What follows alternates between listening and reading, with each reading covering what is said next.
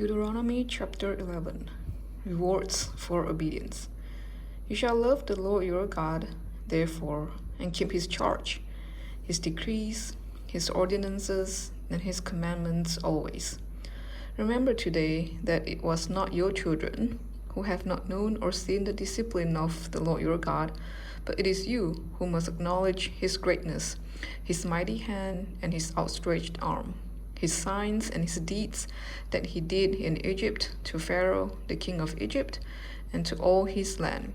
What he did to the Egyptian army, to their horses and chariots, how he made the water of the Red Sea flow over them as they pursued you, so that the Lord has destroyed them to this day. What he did to you in the wilderness until you came to this place, and what he did to Dathan and Abiram, sons of Eliab, son of Reuben, how in the midst of all Israel the earth opened its mouth and swallowed them up, along with their households, their tents, and every living being in their company. For it is your own eyes that have seen every great deed that the Lord did. Keep then this entire commandment that I am commanding you today, so that you may have strength to go in and occupy the land that you are crossing over to occupy, and so that you may live long in the land that the Lord swore to your ancestors to give them and to their descendants, a land flowing with milk and honey. For the land that you are about to enter to occupy is not like the land of Egypt, from which you have come, where you sow your seed and irrigate by foot like a vegetable garden. But the land that you are crossing over to occupy is a land of hills and valleys, watered by rain from the sky, a land that the Lord your God looks after. The eyes of the Lord your God are always on it, from the beginning of the year to the end of the year.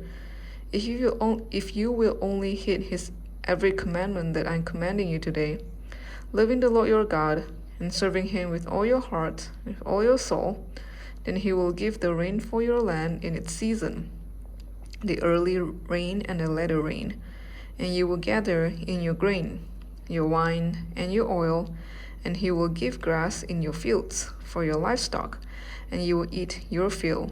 Take care, or you will be seduced into turning away, serving other gods and worshipping them. For then the anger of the Lord will be kindled against you, and he will shut up the heavens, so that there will be no rain, and the land will yield no fruit. Then you will perish quickly of the good land that the Lord is giving you. You shall put these words of mine in your heart and soul, and you shall bind them as a sign on your hand, and fix them as an emblem on your forehead. Teach them to your children, talking about them when you are at home and when you are away, when you lie down and when you rise. Write them on the doorposts of your house and on your gates, so that your days and the days of your children may be multiplied in the land that the Lord swore to ancestors to give them, as long as the heavens are above the earth. If you will diligently observe this entire commandment that I am commanding you, loving the Lord your God, walking in all his ways and holding fast to him, then the Lord will drive out all these nations before you, and you will dispossess nations larger and mightier than yourselves. Every place on which you set foot shall be yours.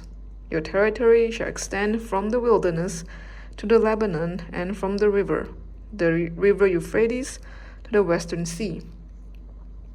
No one will be able to sin against you.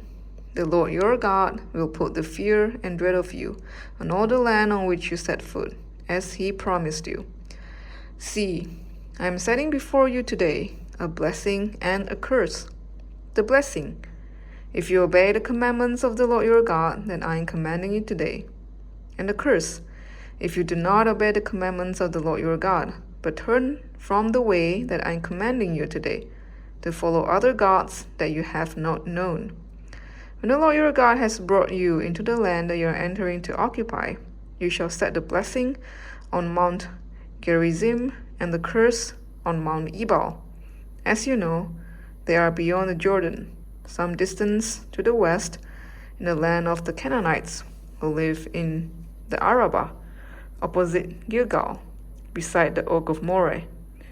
When you cross the Jordan to go in to occupy the land that the Lord your God is giving you, and when you occupy it and live in it, you must diligently observe all the statutes and ordinances that I am setting before you today.